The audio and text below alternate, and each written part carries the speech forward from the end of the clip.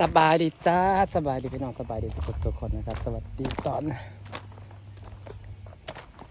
บ่าย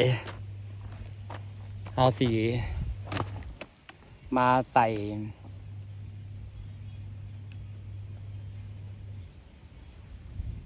เฟืองให้กับต้นดอกกระเจี๊ยบพี่น้องไอ้ฮักกะมาแต่ซื้อหัวอาหารจ้าไปซื้อก็ได้หัวอาหารมา4 กระสอบ4 กระสอบก็ 2,000 บาทพี่น้องแพง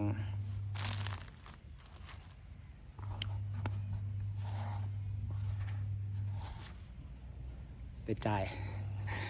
ายค่าแพก็จะมาอีกถาคนมาหยกแพมันบัดคือลมถึงมาเมื่อวานนี่ก็กำลังสิหยกมันลมโทรหาไผก็บ่ว่าง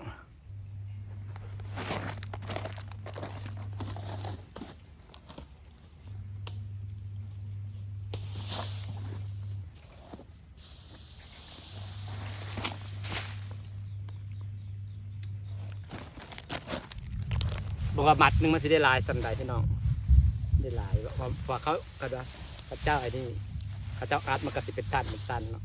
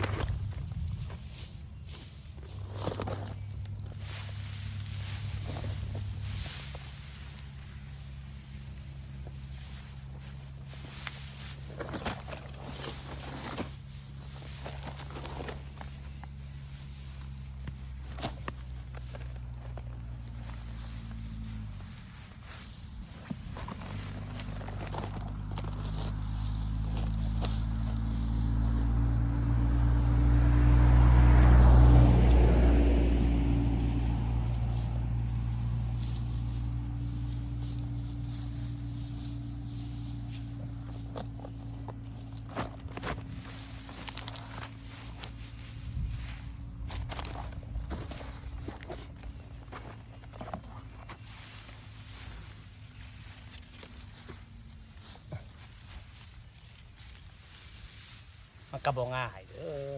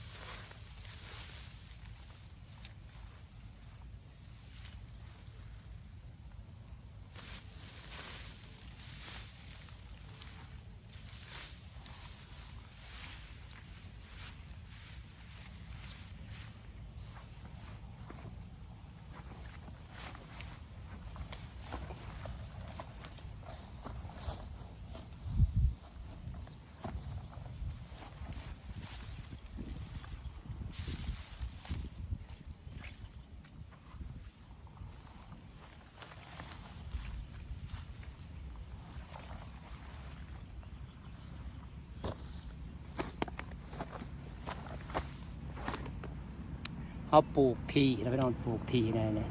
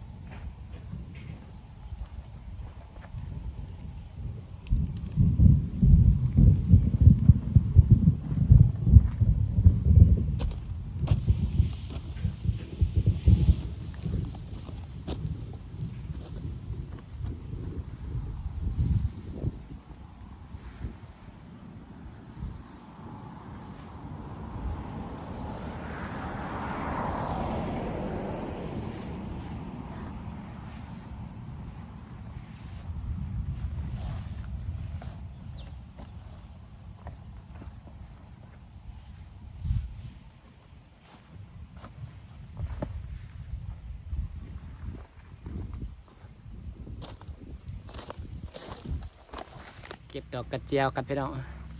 ก็ได้กำเดียวเขาเจ้าสั่งอยู่มันยังมันออกหลาย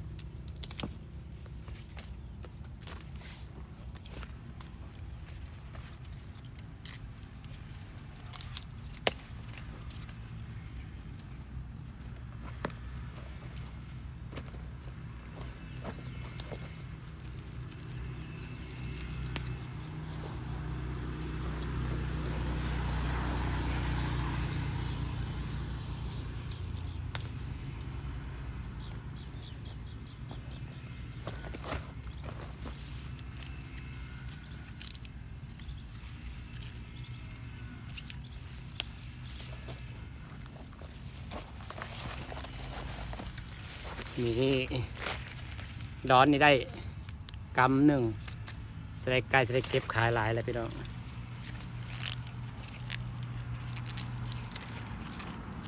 นี่ได้แล้ว20 บาทจ้าไปส่งครับจ้า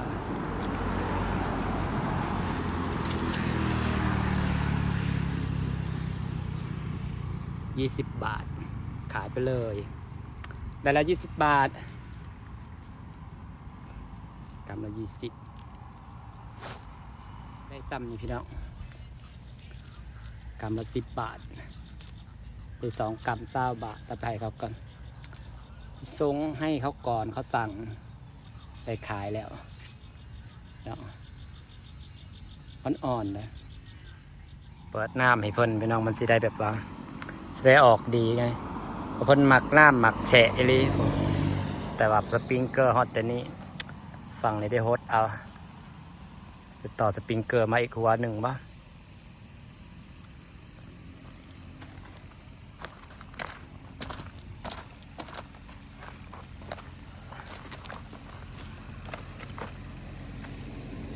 ต้นทุเรียนข่อยกำลังงามไปลองมันออกดอกมัน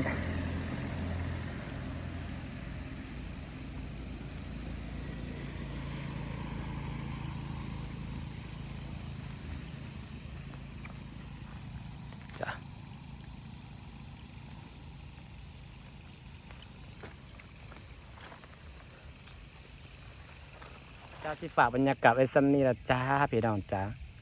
เดี๋ยวสิไปส่งดอกกระเจียวคนก่อนในบ้านนี่แหละ20 บาทอันนี้ก็เปิดน้ำให้ดอกกระเจียวอยู่ฮักก็ใส่หญ้าไปได้ฮักเอาเพื่องไปได้น้อยหนึ่งจะได้ฮอดใส่ว่าเพื่องนี่น้อยหนึ่งยังเข่งก้อนแล้วยันบ่พออยู่